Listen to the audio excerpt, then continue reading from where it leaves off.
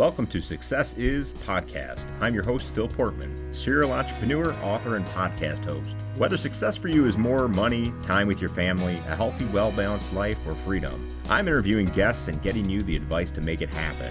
So join me as we uncomplicate the complicated, help you define success, and give you the strategies to make it happen. Thank you for joining us today on the Success Is Podcast. I'm your host, Phil Portman.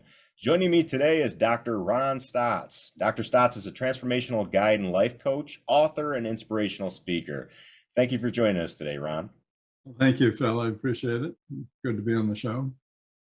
So let's start off with the opening question. What does success mean to you? Success is an elusive word. I mean, I worked with many billionaires, millionaires, and other very successful people, and they all find that at some point in their early life, they have, whether it's consciously or not, a very clear definition, a sense of success. And oftentimes, especially the younger they are, the more around money that is. And I was just working with a client the other day. We recently started working together, and he's reaching 60 and a very successful executive, and he's going, well, I've got the money, and that wasn't it. And every time, I mean, I don't care how much money they've got, that's a comment that always comes up is, well, that wasn't it. And it's not. As a matter of fact, that leads them down a road where they're not taking as good a care of themselves and others as they should. They're not as connected with their family and taking care of their family as well as they should. So it really becomes something that it's a real challenge and issue for them, because it's coming from fear and scarcity rather than the sense of self-acceptance, abundance, and love. I know that sounds a little wavy, but the truth is the most successful businesses, and all the research is showing this the last 50 years, and certainly all my clients is true, the more you really accept and love yourself, that relationship with yourself gets mirrored in your relationships with others. And what happens is, basically, sorry about that. What happens is they just aren't taking care of themselves. They're not taking care of others, and they become very disconnected within themselves and disconnected from others. And yet they find themselves sitting on this pile of money and disappointed that they don't feel good. So success really comes from a deep sense of self-satisfaction, a deep sense of feeling like you've really contributed to the world, that you have lived a balanced life. Everybody kind of takes their business life and their spiritual life and their family life and their health, and they treat them as if those are different aspects of different people. And they're all one aspect of one life. And if you're not taking care of all those and the other aspects of our life, you're not going to be successful, regardless of what level of outcome or financial success you've had. And I can just say that, having had the privilege to sit with thousands of people that I've sat with, that is a common theme. So yeah, for your listeners, I would say more money will come, more success will come if you focus on really taking care of yourself and others that you're working with, and think in terms of the greater good rather than the selfish, fear-based, I've got to get mine.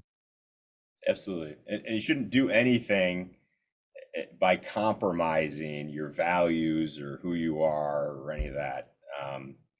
I don't think that's success, right? Getting money by compromising, who you are, your beliefs and your values is not my anything that feels out of integrity, you need to rework and reconsider and do differently. That's just a very simple fact. And yeah, if people had the opportunity to see and work with all the people that I've worked with, they'd see there's just no way around it.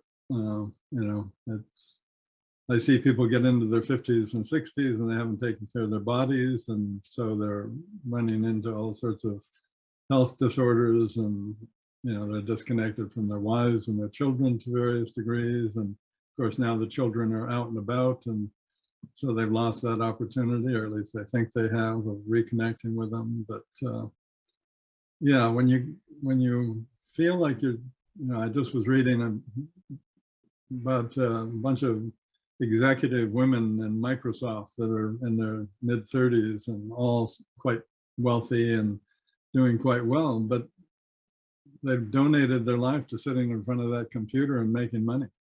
That money is going to nannies to take care of their kids, and taking care of a house that they don't even spend much time in, and their whole day is gone. They maybe have breakfast with their kids, perhaps a late meal with their husbands, then they stay up and continue to work and start the next day. Saturdays are oftentimes going into the office some, and then Sundays maybe a half day on the computer. That's not a life. That is not a life that, you have to be able to step back from time to time in your life and really evaluate. Is this who I want to be? Is this where I want to go? Is this what I want to be doing? And if you don't have that privilege of stepping back, if money doesn't give you that privilege, I'm not sure what would. You're never going to really have a clear sense of where you're going. I consider myself, and you introduced me as a guide, and that's really what I am. Is people hire me to go take them into territory that they're not familiar with, and it happens to be territory that I'm intimately familiar with, and that's, who were they? How did they become the person that they become? What was their emotional backlog? What were their families like? What were different aspects of their life like? And how did those different fragments or time frames affect who they become? And every time, what we find is parts of themselves that they discarded and left behind, part of themselves that they didn't nurture and take care of and bring along to really help them become an integrated whole, so that they were optimizing, understanding and optimizing who they truly were and what their capabilities truly are. That's the incredible piece in my work. It really, to me, I'm always fascinated because it's always growing, and that is the capabilities that we have. I must say, most people are spending about 50% of their energy on trying to control their life and 50% on trying to move forward, in complete denial that everything is changing all the time. Sure.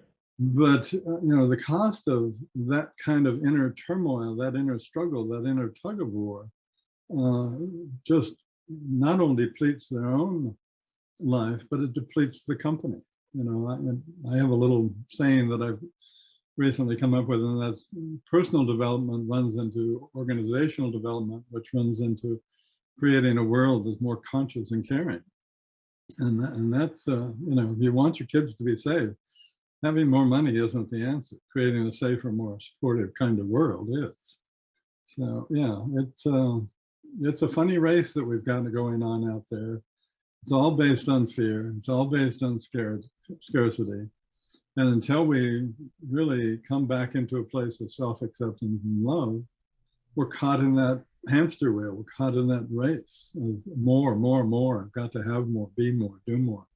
Sure. And that's really the most self-destructive pattern I've ever seen. It's just an insidious undermining of our society. You see these people in at the entertainment industry specifically, and they reach the pinnacle of success, Right. and that's it. There's nowhere else for them to go, Right. and they still haven't filled that hole or whatever, that need that they were looking for, and often tragedy follows. And us externally looking at that is, why did that happen? They had everything, right? Well, they didn't have everything. They didn't have self-acceptance. They were looking out, the real pandemic that's going on right now is that we're looking outside of ourselves for things that can only be found within. And that's a classic example of, they've spent their whole life trying to achieve, trying to be liked, trying to be accepted, trying to be loved from people outside of themselves, never looking within to find that self-acceptance and love, which is, it's the only place you can find it. You know, you look at any child when they come into the world, they're completely helpless. And I literally have asked all over the world, what does a child want more than anything else? Universally or worldwide, everybody knows and yells out the answer, love. Yeah. So my next question is simple enough. I said, well, do they want conditional or unconditional love? And everybody goes, unconditional love. And then I go, well, okay. So what will they do to get it? Anything. And then the next question is where they stop. Because I always ask, what did you do to get it? And it's what you did to get love as a child that really became your program for getting love. That's your program that's really all about you looking outside. Who do I have to be? What do I have to let go of? What parts of myself do I have to deny? What parts of what emotions are safe or unsafe to express or feel or share? And so it's really, you've got to, you know, and really, I guess, yeah, creating your inspired life, my initial program is all about that. And that was not a plug, by the way. That it really is about taking and rewriting that old program for getting love that was about looking outside of yourself for that love and acceptance, to healing yourself enough so that you're really looking within for that love and acceptance. And once you do that, then that inner, more developed and you know, mature relationship with yourself is mirrored in your relationships with others. And all of a sudden, making sure you're taking care of others. You know, your business is less about the bottom line and more about, okay, I have this privilege of really supporting these people and inspiring them to be their best, to create products that serve the world, to really help humanity. And it doesn't matter what widget you make or what service you offer. Those companies, every time, are more successful, more productive, and more profitable by at least 40%. My clients, obviously, lots of times they laugh at that 40% because they do a lot better than that. But, you know, it's a lie. Chasing the money does not create, not only is that the best way to create money, it's not even close to the best way of creating success in your life. This is something I found with successful people when compared to maybe people that aren't reaching their potential or goals and that sort of thing in life is personal responsibility. And in your leadership teachings, one of the primary steps in expanding to fuller leadership potential is taking responsibility for all areas of our lives. Could you share with me a glimpse of your journey and how you came to this understanding of responsibility as the driving factor for success in leadership? Yeah, that's a good one.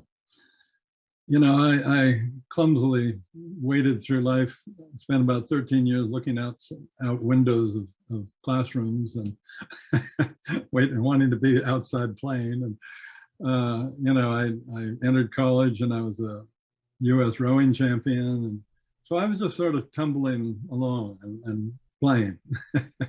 And the Vietnam War came up and I was not a good student, oddly enough, after not doing anything for 13 years. And so I knew that I wasn't going to be able to continue in college, so I went into the Marine Corps. Naively, as I was at that point, I thought that I kind of considered just another athletic event. And of course, I did very well at it. One day they threw up a human silhouette instead of a circular target, and my little 19-year-old mind went, oh no. Is that I me mean, standing there? Yeah. it was so spontaneous, so deep, that my whole body just felt like I just froze in fear with the recognition that what I was one of the best at, what I was preparing for, was to be killing people. Wow. I don't even, I was going to say I stood up. I don't even remember standing up. I all of a sudden was up, threw my rifle into the mud, and said, I can't. I will never do that again. And of course, my drill instructors in the Marine Corps, they don't appreciate that sort of thing. No, I bet they did. Especially from their stars. And so it was a rough transition, a lot of physical abuse and mental abuse and that type of thing. But I found myself, when I got out of the Marine Corps, I I really couldn't trust all that I'd been taught. I was the all-American boy when I went in, and I just saw the lie. I'd heard all the stories from the guys coming back from Vietnam. I'd lost 62 of my 64 guys in my platoon, and I just saw the lie. And so I had to let go of all that I'd been taught. I had to let go of all those beliefs, and I had to. This was the late 60s, so it was perfect timing. I really started exploring, okay, well, what are my beliefs? What works for me? What is integral for me? And in that journey, I really learned to quiet my mind, to be more present, to take full responsibility for all aspects of my life. I granted it was primarily because I didn't trust others at that point, because that would have had me killing or being killed. But in time, as that trust really came from a deeper place for others, I understood that, yeah, being fully responsible for your life is the only option. You can be a victim and be in that big game called the victim persecutor, victim game, and just have at best, a B level quality life. Or you can be willing to step out of that game and boldly explore what it's really like to learn to accept yourself on ever deeper levels, to explore what levels of consciousness are available, to understand how to open up your heart and fall in love and nurture relationships with others more deeply, and find your path. And most people never have had to go, my highest intention is, and that's your compass heading in life, and then create their life moving in that direction. It's that's one thing that I really look for early in my work with people, is helping them understand what their highest intention is. And the truth is, this veil of fear, this veil of disconnection keeps us from seeing that. But as we clear those things away, which happens quite easily and soon, then they begin to recognize, oh, this is what's most important to me. This is what I want to do. So the next question is, well, who do you need to become so that you can do that? And then we go into that path of deeper and deeper healing, which is really, to translate, is a path of taking deeper and deeper responsibility, more full responsibility for their life. So you're absolutely right. You can run around being a victim and pretend it's being done to you, or you can take responsibility for your life, and initially it's done with you. But I find,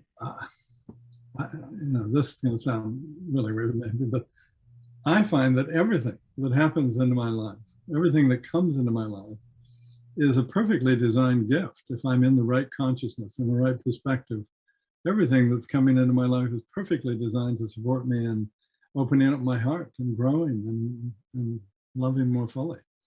And so with that outlook, I look for the benefits of everything that's going on. And that can be things that look pretty terrible or pretty wonderful. But that's taking full responsibility. That's taking responsibility on a sense of, okay, I trust the best, and I'm going to use whatever's coming in my life to become the best person, to create the best life, to help more people fully, and it works. It works. I'm blessed because I get to. I'm kind of like the student in the classroom who's fascinated with the topic. So I'm excited about sharing with the other students, and those my clients. Sure. So, oh, look at this! Look at what we can do with our brains. Look at what we can do with our health, our issues, and Do what you love, you relationships. never work a day in your life, right? I talk to my friends who are retiring, and I go, I can't even imagine that. It wouldn't have entered my mind, and it will not. I just see it transitioning more and more fully. Yeah. Sure. So Sure. that's Uh, success. Absolutely. So you talked about the mental resource that you refer to as the big mind. Is that kind of what you're describing with the big purpose, or can you elaborate a little bit on what you mean by the big mind? And kind of give it a bit of groundwork. Most people come to me with pretty noisy minds. And so literally the left and right hemisphere, the midbrain, the primal brain are all really working separately. And people usually have brain patterns that they prefer, like maybe they're very logical, which is left brain, and very eye-oriented, individually oriented, which is primal brain. And so first thing we do is in healing their backlog, their background, the earlier part of their life, is that brain starts working as an integrated whole. So integrated whole brain thinking is the first step in upgrading the brain neurologically on every level. Even at that level, that amygdala is still oftentimes what's the controlling force within the brain. The amygdala is the emotional center. So information gets sent into the brain, passes it around, comes back to the amygdala. The amygdala, from an emotional center, generally overacts and is over dramatic, and that's how most people live their life, in response and at the effect of. And so the next stage, after you've really integrated the whole brain, have it working together, all the chemical gates are more open, so you really have higher access to your higher levels of thinking. The forebrain begins to develop. The forebrain only develops in a quieter mind. It's meant to be the CEO of our brain, but it really is only capable of blossoming in a quieter mind. So as it begins to blossom, it begins to take over from that amygdala. It overrides the overreactive emotional center and becomes a much more, it's a decision maker that not only considers what's best for you, but what's best for all involved, because it really recognizes that if handling what's best for all involved, that's going to be what's best for you. And so that is really, your brain frequency has been shifting through that. You've got much broader range, much more supportive brain frequency as your norm. And so you've got your receiver really well tuned and capable of accessing greater amounts of information. You're more agile, you're more able to deal with change and ongoing, you have less stress, all of that's going on. So that's a great place to get to.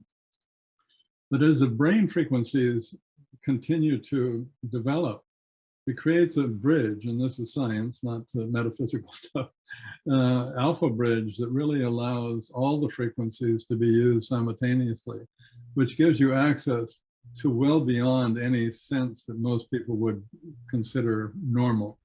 So the big mind, that's where big mind comes in. And this is where my top execs they just love this when they begin to access this, because it gives them access rather than going down all of these dead end roads and trying to figure things out and efforting and forcing. They literally learn to just sit quietly, quiet their mind, and put out a request for an idea, a solution, an image, a design, whatever it is they're playing with. And they trust that as they breathe, that information will begin to come into them.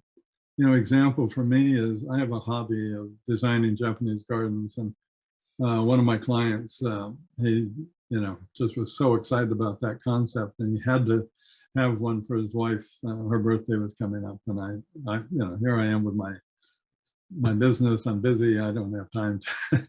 And of course, he wanted $1 million Japanese garden. He was a tech exec in San Francisco. But so all I did, I can't go back and forth for months on this because I just don't have the time for it. So I went, sat on a driftwood bench that I'd built in my top of my hill behind my house, and I just sat there quietly. I put out, okay, here's who I'm creating it for. This is my intention on how I'd like it to transform their life. This is the garden space that, 1 acre. And I just watched for the next hour and a half as this lovely garden started, the 120-foot stream coming into the 50, 60-foot pond with the turtle island and the bamboo forest and all the trees and the meditation temple, and just it all started coming together, getting more and more detailed with colors and sound and movement as it developed. And 3 months later, we created it. Mm. And, it was such a beautiful garden that it won international and national awards. And, Wow. and the point is that imagine having that ability in all aspects of your life, where you can just sit and access the best of who and what you are. I mean, I use it all the time. Other people who work with me access it from me all the time. They know I can just stop that, quiet my mind, send that message out there, access the best of who and what we are, and move forward with confidence that we really have the best option available. That's big mind, and it's a really incredible gift that one can develop, and we're all capable of it. It's not accessing some separate thing; it's accessing who and what you're really capable of. People have, sure, that makes sense. Yeah. You also stress the importance of mindfulness, and this Mhm. is something I try to incorporate in my life as well. Um, and I think a lot of our listeners try to as well. Are there any tips that you can give us on how to practice mindfulness in our life, or any examples? Well, your level of mindfulness determines your level of presence, which determines your level of awareness, which determines your level of consciousness. And your level of consciousness determines really how you see and experience everything that comes into your life. So, at a good level of consciousness, you're seeing everything from a positive perspective and using it and turning it into benefit for yourself and others. So, mindfulness really is kind of the fabric of conscious living, the fabric of successful living. And it comes from just, I'm actually writing a 30-day program on it right now. It comes from the simple thing called breathing. Every client that I have come in here, as I'm sitting there across from them, or whether we're on video or Zoom or something, what I notice is I'll ask them a question. They stop, they go up in their head, they stop breathing and go up in their head, figure out how they want to respond, start breathing again, and then talk. They're not breathing and they're not accessing really. As soon as you stop breathing and you go into stress, that, there's the primal brain and then there's the midbrain. There's all sorts of chemical gates between that midbrain and the higher brain, the higher level of thinking. Those chemical gates just aren't fully open when we're in any kind of stress. So they're really trying and efforting to come up with a great answer rather than relaxing and being present and trusting they can access it. So mindfulness comes first and foremost by becoming aware of how you're breathing. If you're breathing, when you stop breathing, what emotions you're feeling, what thoughts you're having that are altering your breathing. Because everybody says, oh, mindfulness is so important, and I certainly agree with that. But if you're not breathing, you're never going to develop mindfulness. People come to me and go, well, gee, I would really love to meditate. There's not a chance in the world that they're going to be able to meditate if they're not breathing and able to quiet their mind. Me sitting down to meditate, all I'm going to do is watch my monkey mind go crazy. But if I've healed my past and am breathing and being present, when I sit down, all I'm doing is looking at my breath. My breath is going in, my breath is going out. You can't quiet the mind by trying to make it quieter. That only results in trying and efforting. But if you give the mind something else to focus on, like the breath moving in and out, and there's certainly more sophisticated ways to do that, not better, but more complex, I should say. But if you're just sitting there watching the breath move in and out of your body, whether you're walking, sitting, at your desk, whatever it is, then you're going to find yourself more present. You're going to find your mind more open, your body more open. You're going to be breathing, you're going to be feeling better, you're going to be thinking better, you're going to be more connected with yourself and others. And that's where you're going to discover your truer capabilities. So, yeah.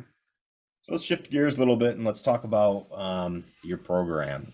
Um, so I personally get contacted by a lot of coaches, self-help organizations, and that. And I tell you, like I've had business coaches that contact me, they do an interview with me, and then I never hear from them again. I don't know what turns them off about me, but they disappear. And even on your website, you state that only about 3% of people who buy personal and professional training find success with them. Mhm. What sets you apart from other training and programs that are out there available to other people?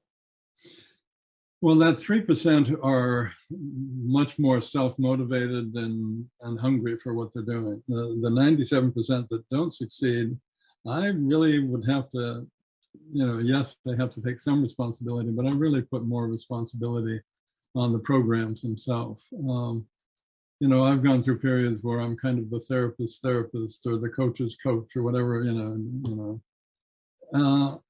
what I find is if you haven't done the deeper work, you can't take people into the deeper work.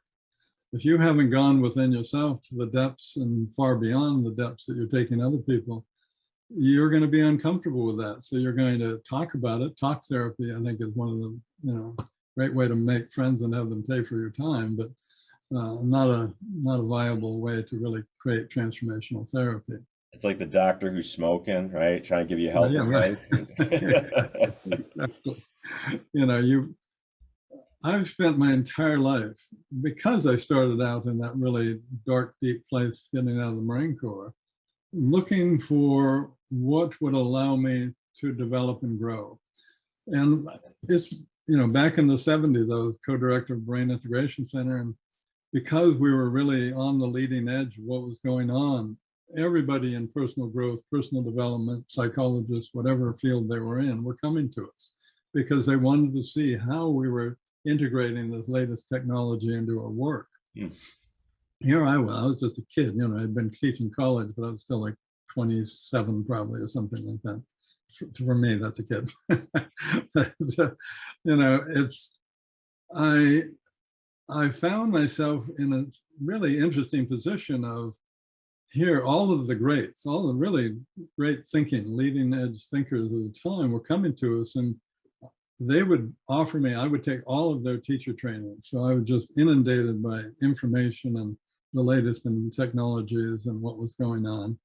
And then we would train them in what we were doing, and then we co-create workshops to offer to the public that integrated their work and ours. And this is when I really, of course, in the middle of it, I wasn't, it was just life. But, I was hanging out with Buckminster Fuller and Joseph Campbell. People don't know those names much anymore, but they were really key people in the development and all of the leading people. And so I came through it, both, and I had my spiritual teachers at the time and was doing my own inner work. And so I naively just went down into the depths that, the deepest parts that one could go into. I explored the more expansive places that one could go to. And so for me, it was just, I kind of had a spiritual path that I'm just sort of like this.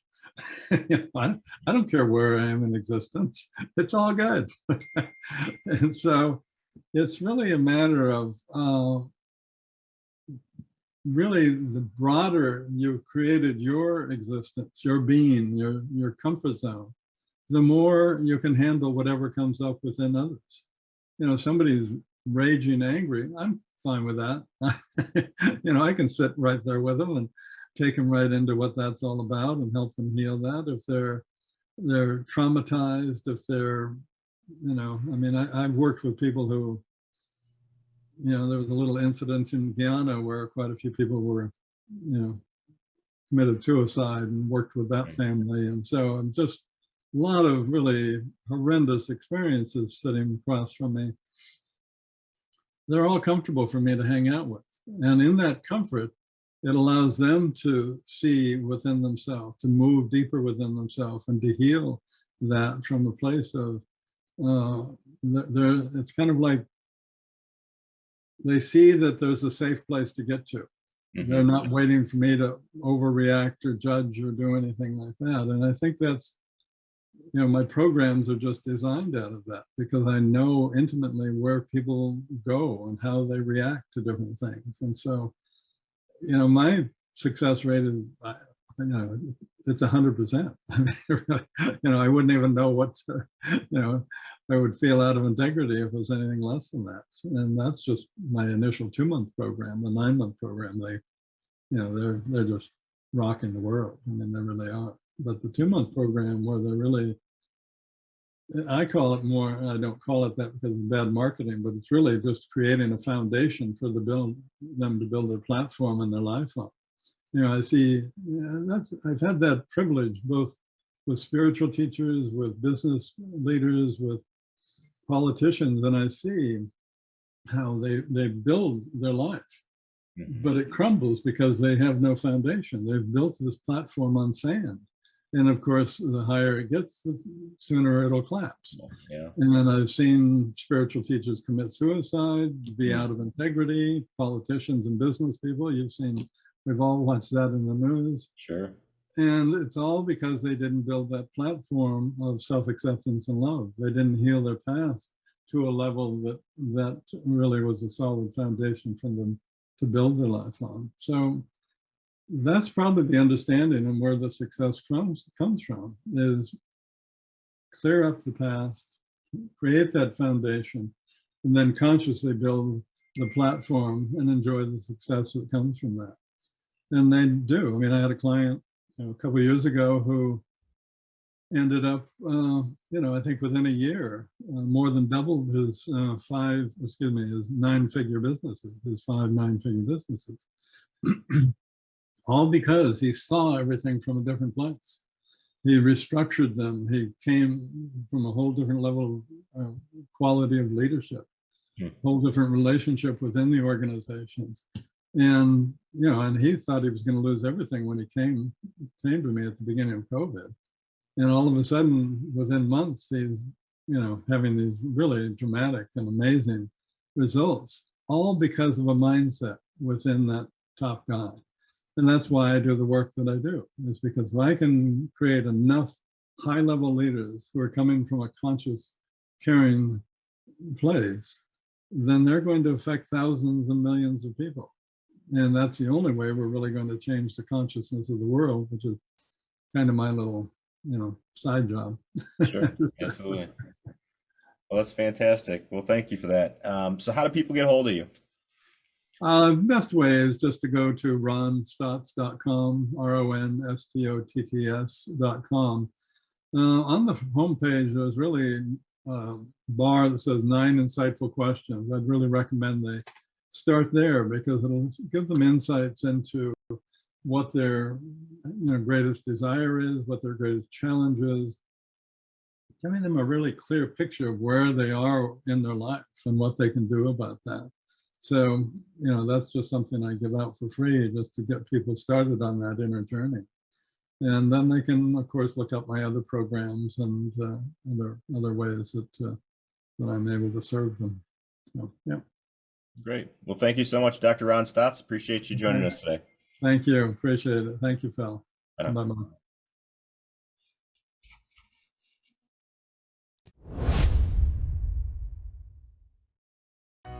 Well, thank you guys for watching today. Be sure to like and subscribe for more future episodes of Success Is Podcast.